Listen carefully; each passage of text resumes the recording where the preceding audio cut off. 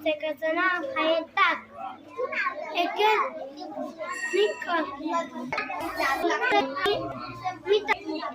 दिवशी ताक प्यायची होती. मोनिका त्यांनी एक गाईचं दूध आणून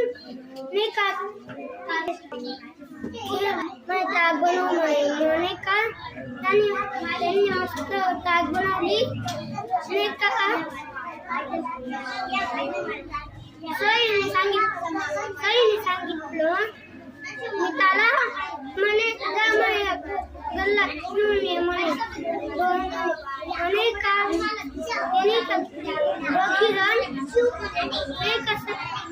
दोन्ही जण